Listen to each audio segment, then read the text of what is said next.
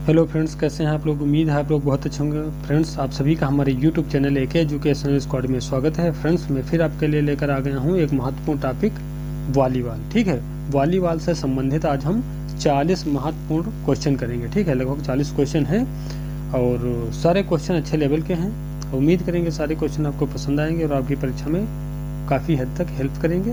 तो चलिए फ्रेंड्स, बिना देरी के स्टार्ट करते हैं। आज का हमारा पहला क्वेश्चन है। और हाँ, क्वेश्चन करने से पहले हम आपको एक डायग्राम दिखा देते हैं इसका मेजरमेंट का, वॉलीबॉल कोर्ट। ठीक है, ताकि आपको थोड़ा उसे रिलेट कर सकेंगे क्वेश्चन से। ठीक है, तो आपके लिए सहजता रहेगी। तो ये कोर्ट है आपके लिए, देख लेते हैं इसको, वॉलीबॉल कोर्ट को। देखो, सबसे पहली बात करी जाए इसकी लंबाई की। पूछ लेता है कि मतलब इसकी लंबाई चौड़ाई कितनी होती है वॉलीबॉल कोर्ट की। तो इसकी जो लंबाई होती है ये वाली, ठीक है, ये वाली जो होती है ये कितनी होती है, ये 18 मीटर होती है। ठीक है, ये वॉलीबॉल की जो कोर्ट की जो लंबाई होती है 18 मीटर होती है। और अभी आपको दिखा रहा हूँ। और ये वाली जो इसकी चौड़ाई होती है, विड्थ, ये कितनी होती है, ये 9 मीटर की होती है। ठीक है, कितनी, 9 मीटर। और इसकी जो लंबाई होती है वो कितनी होती है, वो होती है 18 मीटर। ठीक है, जो लंबाई वाली ये एरिया होती है इसको क्या बोलते हैं, साइड लाइन बोलते हैं। ठीक है, क्या बोलते हैं, साइड लाइन। और ये जो चौड़ाई वाली जो रेखा होती है इसे इंड लाइन बोलते हैं। ठीक है, इतनी बात ध्यान रखिएगा। तो लंबाई कितनी हो गई, 18 मीटर, और जो चौड़ाई हो गई वो 9 मीटर होती है। ठीक है, और बात करी जाए ये वाली जो रेखा होती है यहाँ से यहाँ तक, ये वाली, इस रेखा को सेंटर लाइन बोलते हैं। ठीक है, सेंटर लाइन को इस रेखा को सेंटर लाइन बोलते हैं। और फिर इसके बाद ये वाली जो रेखा होती है दोनों तरफ, इसको बोलते हैं अटैक लाइन, दोनों तरफ। ठीक है, दोनों तरफ क्या होती है, अटैक लाइन होती है। और ये फिर इसके बाद बात कर लेते हैं कि इसकी दूरी पूछ लेता है कि सेंटर लाइन से अटैक लाइन के बीच की दूरी कितनी है, यानी यहाँ से यहाँ तक, ये दोनों तरफ होती है, यहाँ से यहाँ तरफ। तो इसकी मतलब सेंटर लाइन से अटैक लाइन के बीच की जो दूरी होती है 3 मीटर की होती है। ठीक है, कितनी, 3 मीटर की होती है। मैं आपको बता देता हूँ कितनी, 3 मीटर की होती है। ठीक है, फिर उसके बाद बात कर लेते हैं यहाँ अटैक लाइन से इंड लाइन की। पूछ लेता है ना कि अटैक लाइन से इंड लाइन के बीच की दूरी कितनी होती है। तो ये वाली दूरी पूछ रहा है आपसे, ये वाली दूरी आपको बताना है। तो ये होती है 6 मीटर। ठीक है, कितनी, 6 मीटर होती है। ठीक है, 6 मीटर होती है, ध्यान रखिएगा। ये वाली जो होती है ये अटैक लाइन से इंड लाइन के जो बीच की दूरी होती है कितनी होती है, 6 मीटर होती है। इसी तरीके से इधर भी, ठीक है, ये अटैक लाइन है, यहाँ से यहाँ तक कितनी होती है, 6 मीटर होती है। ठीक है, कितनी, 6 मीटर होती है। ठीक है, फिर उसके बाद बात कर लेते हैं। देखो, ये वाली जो सेंटर लाइन होती है, ठीक है, कहाँ पे, ये सेंटर लाइन है। ठीक है, सेंटर लाइन है यहाँ पे, सेंटर लाइन के सामने जस्ट 1-1 मीटर पर। ठीक है, दोनों तरफ जो साइड लाइन होती है, ठीक है, साइड लाइन के दोनों तरफ, यानी सेंटर लाइन के सामने साइड लाइन के दोनों तरफ 1-1 मीटर पे क्या लगे होते हैं, पोल लगे होते हैं। ठीक है, क्या लगे होते हैं, पोल लगे होते हैं। कितनी दूरी पर, 1-1 मीटर।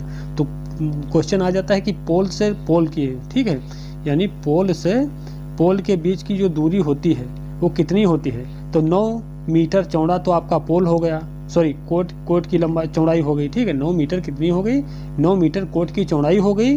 ठीक है, लेकिन 1 मीटर उधर और 1 मीटर इधर, यानी कहने का मतलब है 1-1 मीटर पर पोल लगे होते हैं। तो 9 मीटर तो आपकी चौड़ाई हो गई, लेकिन दोनों तरफ 1-1 मीटर, तो यानी पोल से पोल के बीच की जो दूरी होगी वो कितनी होगी, 11 मीटर हो जाएगी। ठीक है, क्योंकि जो सेंटर लाइन होती है इसकी जो कोट की चौड़ाई होती है वो 9 मीटर होती है। ठीक है, 1-1 मीटर दोनों तरफ पोल लगे होते हैं। ठीक है, इतनी जानकारी याद रखिएगा। और आपको बता देता हूँ, जो भी मतलब जितनी भी लाइनें होती हैं इसमें, ठीक है, जो मार्किंग लाइन होती हैं वॉलीबॉल कोर्ट में, वो सारी 5 सेंटीमीटर की चौड़ी होती है। ठीक है, कितनी, 5 सेंटीमीटर चौड़ाई होती है लाइन, मार्किंग लाइन की। ठीक है, याद रखिएगा। अब बात कर लेते हैं इसमें किस एरिया की। तो इसमें जो ये वाली एरिया होती है, ठीक है, क्या, ये वाली एरिया होती है, ठीक है, इसको क्या बोलते हैं, फ्रंट जोन। ठीक है, क्या, दोनों तरफ होती है, इसको क्या बोलते हैं, फ्रंट जोन बोलते हैं। ठीक है, ये वाली एरिया क्या होती है, फ्रंट जोन एरिया होती है। और ये वाली जो होती है इधर, ये वाली, इसको क्या बोलते हैं, इसको बोलते हैं बैक जोन। ठीक है, क्या, बैक जोन एरिया, ये दोनों तरफ होती है। ठीक है, ये क्या है, बैक जोन एरिया है। ये वाली जो होती है ये सब क्या है, ये फ्रंट जोन है। ठीक है, फ्रंट जोन है। और ये वाला जो होता है ये बैक जोन है, दोनों तरफ इधर भी। ठीक है, इस तरीके से ध्यान रखिएगा। फिर इसके बाद हम बात कर लेते हैं इसके रोटेशन की। ठीक है, जो वॉलीबॉल में जो रोटेशन, प्लेयर का रोटेशन होता है उसकी बात कर लेते हैं। तो सबसे पहली बात, तो उससे पहले हम इनको देख लेते हैं किस प्लेयर को क्या बोलते हैं। ठीक है, तो ये जो पहले नंबर पे होता है, ठीक है, कि ये वाला जो पहले नंबर पे होता है इसको क्या बोलते हैं, नंबर 1 को बोलते हैं यूनिवर्सल, ठीक है, क्या यूनिवर्सल बोला जाता है। और जो दूसरे नंबर पे होता है वो होता है राइट साइड अटैकर, ठीक है, जो दूसरे नंबर पे होता है उसको क्या बोलते हैं, राइट साइड अटैकर। और जो तीसरे नंबर पे होता है इसको क्या बोलते हैं, सेंटर ब्लॉकर, ठीक है, तीसरे नंबर वाले को क्या बोलते हैं, सेंटर ब्लॉकर बोलते हैं। और जो चौथे नंबर पे होता है, ठीक है, चौथे नंबर वाले को क्या बोलते हैं, काउंटर अटैकर, ठीक है, क्या काउंटर अटैकर बोलते हैं। 5वें नंबर पे जो होता है उसे सिटर बोलते हैं, और 6 नंबर पे जो होता है उसको लिब्रो बोलते हैं, ठीक है। इतनी जानकारी याद रखिएगा। बात लिब्रो की आ गई है तो मैं आपको बता ही देता हूँ। जो लिब्रो जो होता है, ठीक है, लिब्रो जो होता है, लिब्रो को सर्विस करने वाले खिलाड़ी के अतिरिक्त बैक जोन में कभी भी बदला जा सकता है, ठीक है। जो लिब्रो होता है वो क्या हो, देखो ये बैक जोन होता है, ठीक है, इस जगह में जो सर्विस करने वाला प्लेयर होता है उसको छोड़कर और बाकी इसके अंदर जो भी प्लेयर होगा उसके साथ उसकी बदली हो सकती है, ठीक है, लेकिन फ्रंट जोन में इसकी बदली नहीं हो सकती है, ठीक है। और जो लिब्रो होता है वो किसी टीम का कैप्टन नहीं बन सकता है, ना ही वो फ्रंट जोन में खेल सकता है, ठीक है, और ना ही फ्रंट जोन वाले खिलाड़ी से उसकी बदली हो सकती है, ठीक है। लिब्रो सिर्फ और सिर्फ क्या है, एक डिफेंसिव प्लेयर होता है और जो कि उसकी ड्रेस अन्य खिलाड़ियों की अपेक्षा अलग होती है, ठीक है। इतनी जानकारी याद रखिएगा। और कुछ चीज़ें और हैं, मैं जल्दी से आपको बता ही देता हूँ, जैसे कि मतलब बॉल को जो है 2 बार लगातार कोई प्लेयर मतलब अपने क्षेत्र में 2 बार लगातार उसको टच नहीं कर सकता है, ठीक है। 2 बार लगातार गेंद को मान लो उछाल नहीं सकता है, बारी बारी से एक के बाद एक दूसरा आ जाएगा तब सही है, लेकिन लगातार बॉल को 2 बार टच नहीं कर सकता है कोई प्लेयर, नहीं तो फाउल माना जाएगा, ठीक है। एक और चीज़ बहुत सारी मतलब दिमाग में रहती है आप लोगों के बात की, मतलब जैसे मान लो किसी टीम का प्लेयर ने सर्विस किया, ठीक है, गेंद जाकर किस में लगी, नेट में लग गई, ठीक है, नेट में लग गई। अब वहां पर क्या माना जाएगा, तो वो सही माना जाएगा, ठीक है। गेंद जो है मान लो एक टीम ने सर्विस की, दूसरी टीम की जो एरिया भाई उसमें गिरी जाकर लेकिन नेट को टच कर लिया और वो मतलब विपक्षी वाली टीम की एरिया में जो कोर्ट है उसमें गिर गई, तब क्या होगा, वो फाउल नहीं माना जाएगा, वो सही माना जाएगा।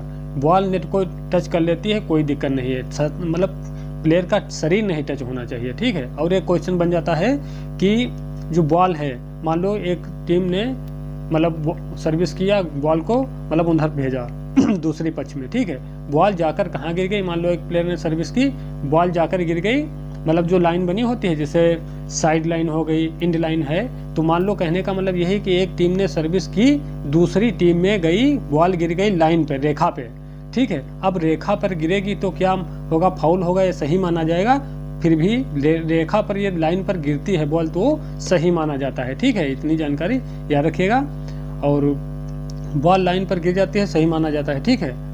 तो कहने का मतलब यही था। तो अब सीधा हम चलते हैं अपने, और हाँ, इसकी रोटेशन के बारे में बात नहीं की, वो भी कर लेते हैं यहीं पर। देखो ये जो प्लेयर होते हैं इनका खड़े होने का तरीका होता है, ये होता है मतलब एंटी क्लॉकवाइज, ठीक है। एंटी क्लॉकवाइज मतलब घड़ी की विपरीत, सुई की विपरीत दिशा में, कुछ इस तरीके से, ठीक है, ऐसे। फिर 2 3 4 5 6, ठीक है, मतलब कहने का मतलब है घड़ी की विपरीत दिशा में ये लोग खड़े होते हैं, ठीक है। लेकिन इनका जब रोटेशन होता है, ठीक है, जब रोटेशन होता है तब क्या होता है, ये क्लॉकवाइज होता है, ठीक है। खड़े तो एंटी क्लॉकवाइज होते हैं, लेकिन जब इनका रोटेशन होता है तब ये कैसे मतलब रोटेशन होता है, क्लॉकवाइज। जैसे एक है तो एक वाले की जगह मतलब एक जो है वो कहाँ जाएगा, 6 नंबर पे आ जाएगा, 6 वाले के स्थान पे, 6 वाला 5वें के स्थान पे, 5वां वाला 4 के स्थान पे, 4 वाला तीसरे के स्थान पे, तीसरा वाला दूसरे के, दूसरे वाला पहले के। तो कहने का मतलब यही है, ये लोग खड़े होते हैं जब, तब एंटी क्लॉकवाइज खड़े होते हैं, और जब ये रोटेशन होती है तब ये क्लॉकवाइज रोटेशन इनकी होती है, ठीक है। घड़ी की सुई की दिशा में उनका मतलब रोटेशन होती है, ठीक है। फिर उसके बाद बात कर लेते हैं कि इसमें, तो फ्रेंड्स ये था कुछ इसके बारे में जानकारी। अब हम सीधा क्वेश्चन पे चलते हैं। और यदि पूर्ण रूप से विधिवत डिटेल में आपको पढ़ना है तो मैंने ऑलरेडी मतलब वीडियो बना रखा है वॉलीबॉल मेजरमेंट पे, ठीक है। उसमें वॉलीबॉल हो या उसका एंटीना हो या मतलब उसका कोर्ट की मेजरमेंट हो या रूल्स हो, रेगुलेशन हो, कितने कार्ड दिखाए जाते हैं, रेफरी मतलब निर्णायक ऑफिशियल कितने होते हैं, सारा सब कुछ मैंने वीडियो में करा रखा है। मेरे चैनल पे जाके प्लेलिस्ट में आप उसको देख सकते हैं, ठीक है। तो सीधा चलते हैं हम अपने क्वेश्चन पे। तो पहला क्वेश्चन देखते हैं। वॉलीबॉल कोर्ट की लंबाई व चौड़ाई कितनी होती है? तो मैंने आपको अभी बताया है 18 मीटर जो होती है लंबाई होती है और 9 मीटर चौड़ाई होती है वॉलीबॉल कोर्ट की। ठीक है, अगला है वॉलीबॉल के कोर्ट में सेंटर लाइन से अटैक लाइन के बीच की दूरी कितनी होती है? तो ये होती है 3 मीटर। अगला देखते हैं, अटैक लाइन से इंड लाइन के बीच की दूरी कितनी होती है? तो ये होती है 6 मीटर। ठीक है, अगला है मार्किंग लाइन की चौड़ाई कितनी होती है? तो मार्किंग लाइन जो जितनी भी मार्किंग लाइन होती है उनकी सबकी जो चौड़ाई होती है कितनी होती है? 5 सेंटीमीटर होती है। अगला है वॉलीबॉल कोर्ट में पोल साइड लाइन से कितनी दूर लगे होते हैं? तो दोनों तरफ 1-1 मीटर की दूरी पर लगे होते हैं साइड लाइन से। अगला है साइड लाइन से फ्री जोन एरिया FIVB के अनुसार कितनी होती है? तो ये होती है 5 मीटर दूर। ठीक है, रिपीट कर देता हूँ, साइड लाइन से फ्री जोन एरिया फीबा के अनुसार कितनी होती है, यानी कितनी दूर पर होती है? फ्री जोन एरिया की जो चौड़ाई होती है कितनी होती है? 5 मीटर होती है। ठीक है, इंटरनेशनल स्तर की बात करी जाती है फीबा के अनुसार। अगला देखते हैं प्रश्न नंबर 7, इंड लाइन से फ्री जोन एरिया कितनी होती है? तो इंड लाइन से फ्री जोन एरिया जो होती है 6.5 मीटर होती है। अगला है वॉलीबॉल कोर्ट में सर्विस जोन की लंबाई व चौड़ाई कितनी होती है? तो सर्विस जोन जो होता है, सर्विस जोन की जो लंबाई होती है कितनी होती है? 3 से 8 मीटर लंबा हो सकता है और 9 मीटर उसकी चौड़ाई होती है। कोर्ट के विड्थ जो होती है वो कितनी होती है? वो फिक्स ही होती है, 9 मीटर होती है। ठीक है, अगला देखते हैं, वॉलीबॉल खेल स्थल का तापमान कितना होता है? तो ये मतलब क्योंकि ये आउटडोर और इंडोर दोनों गेम है। ठीक है, तो इंडोर गेम भी है तो इसलिए इसका जो तापमान होता है वो कितना होना चाहिए? तो इसका जो तापमान होता है 16 डिग्री सेल्सियस से 25 डिग्री सेल्सियस के बीच में होना चाहिए। ठीक है, अगला देखते हैं, वॉलीबॉल पोल की ऊंचाई कितनी होती है? जो वॉलीबॉल का पोल लगा होता है दोनों तरफ 1-1, उसकी ऊंचाई पूछ रहा है कितनी होनी चाहिए? तो वॉलीबॉल का जो पोल होता है, ठीक है, पोल की ऊंचाई कितनी है? 2.55 मीटर होनी चाहिए। ठीक है, अगला देखते हैं, वॉलीबॉल में पोल से पोल की दूरी कितनी होती है? तो ये होती है 11 मीटर। ठीक है, एक मतलब चौड़ाई जो होती है उसकी 9 मीटर होती है और 1-1 मीटर दोनों तरफ पोल लगे होते हैं, तो टोटल पोल से पोल के बीच की जो दूरी होगी वो कितनी हो जाएगी? 11 मीटर हो जाएगी। अगला देखते हैं प्रश्न नंबर 12, वॉलीबॉल के नेट की ऊंचाई पुरुषों के लिए कितनी होती है? काफ़ी महत्वपूर्ण क्वेश्चन है, आ चुका है कई बार परीक्षा में। तो वॉलीबॉल के जो नेट की ऊंचाई होती है पुरुषों के लिए कितनी ऊंचाई पर बांधा जाता है? तो ये बांधा जाता है कितनी? 2.43 मीटर। ठीक है, 2.43 मीटर होता है पुरुषों के लिए। ठीक है, और जो महिलाओं के लिए है 2.24 मीटर होता है। ठीक है, याद रखिएगा, काफ़ी महत्वपूर्ण प्रश्न है सारे इसमें। वॉलीबॉल नेट की लंबाई कितनी होती है? जो वॉलीबॉल का नेट लगा होता है, नेट की जो लंबाई होती है वो कितनी होती है? तो ये लंबाई जो होती है 9.5 से 10 मीटर तक होती है। ठीक है, 9.50 मीटर से 10 मीटर तक होती है। अगला देखते हैं, वॉलीबॉल नेट की चौड़ाई कितनी होती है? तो चौड़ाई जो होती है कितनी? 1 मीटर होती है। ठीक है, लंबाई कितनी होती है? लंबाई होती है इतनी। ठीक है, कितनी? इतनी होती है, और जो चौड़ाई होती है वो कितनी होती है? 1 मीटर होती है। ठीक है, अगला देखते हैं, वॉलीबॉल नेट में खानों की संख्या कितनी होती है? तो 1000 खाने होते हैं, यानी बॉक्स जो होते हैं जाल में जो नेट होता है उसमें कितने खाने होते हैं? 1000 होते हैं और 10 बाई 10 सेंटीमीटर के होते हैं। ठीक है, अगला देखते हैं, वॉलीबॉल के एंटीना की लंबाई कितनी होती है? तो वॉलीबॉल का जो एंटीना होता है उसकी लंबाई कितनी होती है? 1.80 मीटर होती है। ठीक है, 1.80 मीटर होती है, जो कि कुछ इस तरीके से, मान लो ये नेट है। ठीक है, ये नेट है। ठीक है, ये नेट है। अब इसमें जो एंटीना लगा होता है, मान लो जैसे ये एंटीना लगा है। ठीक है, तो 1 मीटर तो नेट की जो चौड़ाई है वो हो गई, तो जो एंटीना नेट में रहता है वो 1 मीटर रहता है। फिर उसके बाद बचा क्या? 80 सेंटीमीटर बचा। ठीक है, तो एंटीना नेट के ऊपर का जो हिस्सा होगा ये कितना होगा? 80 सेंटीमीटर होगा। ठीक है, कितना? 80 सेंटीमीटर होगा। और जो नेट में रहता है एंटीना वो कितना होता है? 1 मीटर होता है। ठीक है, तो टोटल कितना होता है? 1.80 मीटर होता है कुल, जो कि 1 मीटर जो होता है वो नेट में रहता है। ठीक है, बाकी जो ऊपर होता है वो 80 सेंटीमीटर रहता है। ठीक है, अगला देखते हैं, और जो एंटीना होता है वो मतलब अभी, हाँ, एंटीना जो होता है वो मतलब लाल और सफ़ेद रंग का होता है, और ये कि मतलब होता है कि कुछ इस तरीके से, देखिए ये एंटीना है। ठीक है, तो इसमें कुछ दूर मतलब थोड़ा मतलब लाल होगा, फिर सफ़ेद होगा, फिर लाल होगा, फिर सफ़ेद होगा, ऐसे 10-10 सेंटीमीटर मतलब होगा ये। ठीक है, और इसमें 2 कलर इस्तेमाल किए जाते हैं, लाल व सफ़ेद। एंटीना में 2 कलर होते हैं। एंटीना लगाया क्यों जाता है?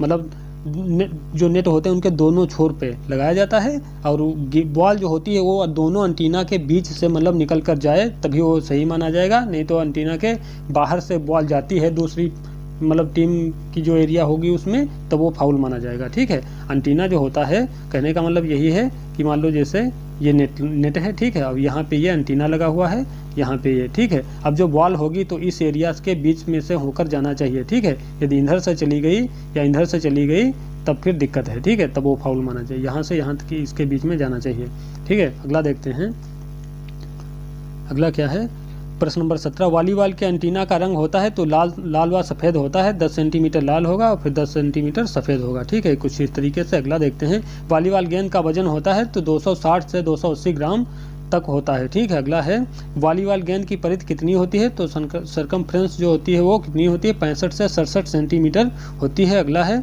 वॉलीबॉल गेंद में हवा का प्रेशर कितना होता है, तो वॉलीबॉल की जो बॉल होती है उसमें जो हवा का प्रेशर होता है, दबाव होता है, कितना होता है, 0.35 से 0.335 kg पर सेंटीमीटर स्क्वायर, ठीक है।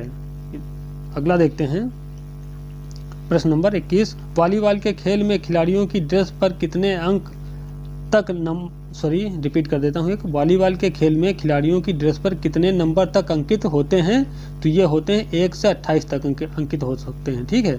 अगला देखते हैं, प्रश्न नंबर 22। वॉलीबॉल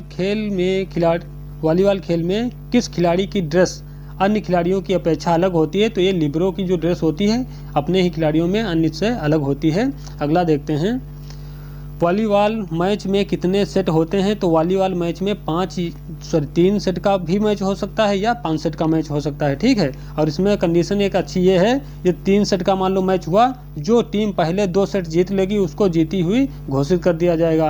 यदि मान लो 5 सेट का मैच हुआ तो 5 सेट का मैच हुआ तो 5 सेट में जो टीम पहले 3 सेट जीत लेगी उसको विजेता घोषित कर दिया जाएगा, आगे खेल खत्म हो जाता है, ठीक है, ध्यान रखिएगा। और ये कंडीशन और इसमें बन जाती है, जैसे मान लो 5 सेट का गेम हुआ, ठीक है, और प्रत्येक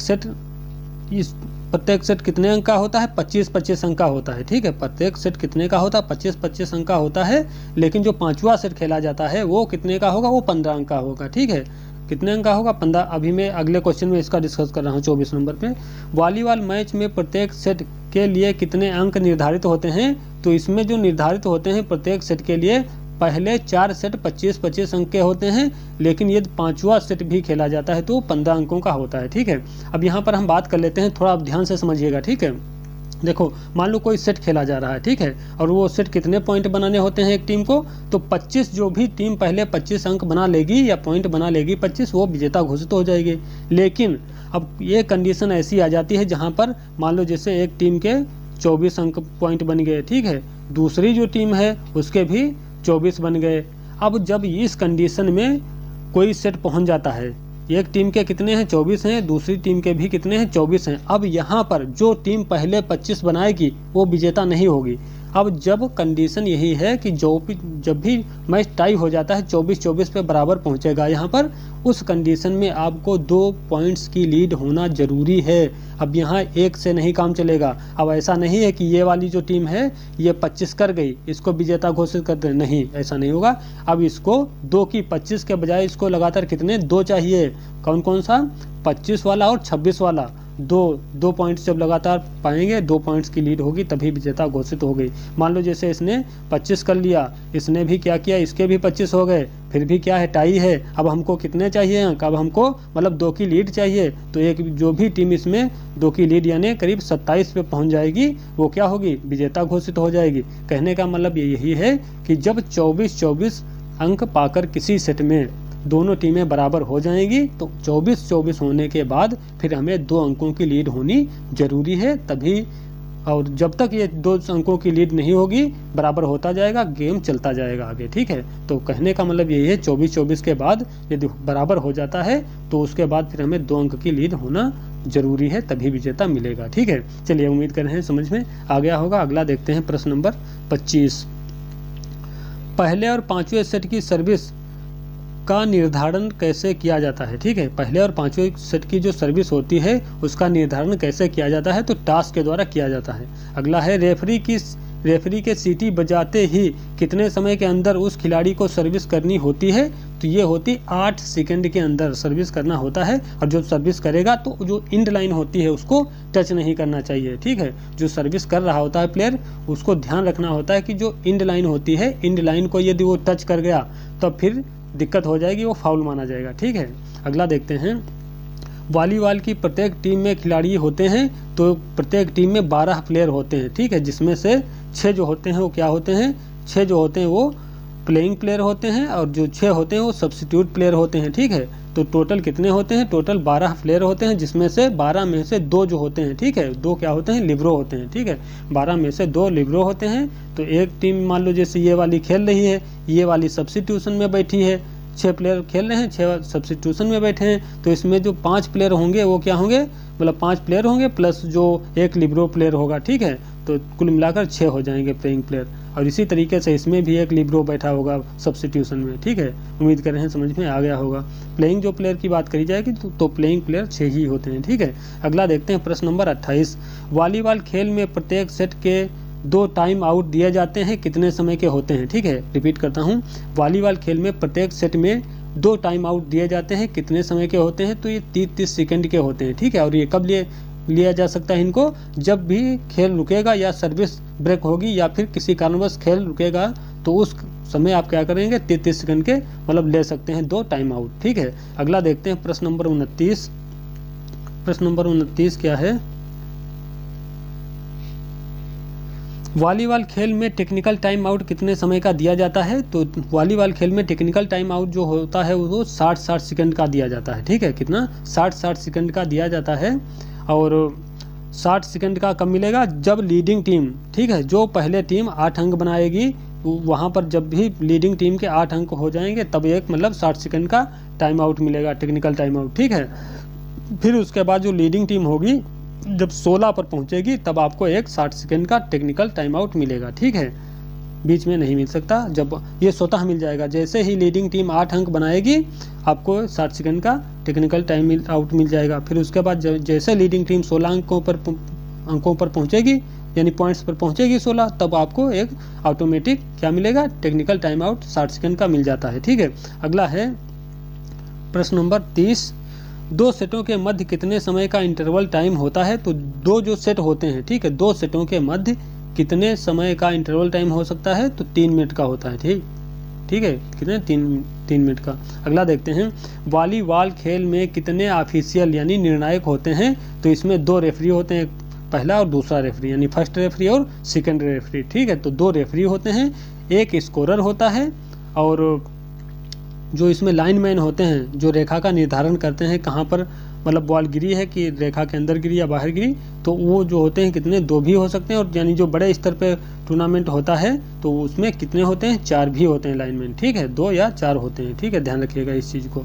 अगला देखते हैं प्रश्न नंबर 32, वॉलीबॉल खेल में रेफरी द्वारा कितने प्रकार के कार्ड दिखाए जाते हैं, तो इसमें 2 प्रकार के कार्ड दिखाए जाते हैं और 4 तरीके से दिखाए जाते हैं, ठीक है। 2 कार्ड तो 2 ही होंगे, लेकिन वो कितने प्रकार से दिखाए जाएंगे, वो 4 प्रकार से दिखाए जाएंगे, ठीक है। कौन कौन से, लाल व सफ़ेद, ठीक है, रेड और व्हाइट कलर के 2 इसमें कार्ड होते हैं। और ये कब दिखाए जाते हैं, जब कोई प्लेयर जो होता है वो मतलब मिसबिहेव करता है या जो नियम कानून उसके बनाए गए हैं उनके विपरीत कोई क्रिया प्रतिक्रिया कर देता है, यानी नियमों का उल्लंघन करता है, या किसी खिलाड़ी या रेफरी से थोड़ा गलत व्यवहार कर देता है, तो उस कंडीशन में क्या होता है, रेफरी जो है कार्ड दिखाता है, ठीक है। और जैसी गलती होगी उस तरीके से उसको कार्ड दिखाया जाएगा, ठीक है। चलिए आगे देखते हैं क्वेश्चन, वॉलीबॉल खेल में रेफरी द्वारा पीला कार्ड दिखाने का संकेत होता है, तो पीला कार्ड का मतलब होता है चेतावनी, ठीक है, कि आप समझ जाइए, नहीं तो आपको लाल कार्ड या फिर जो अन्य तरीके से कार्ड दिखाने का मतलब प्रकार हैं वो आपके ऊपर फॉलो हो जाएंगे, आपको मतलब समस्या का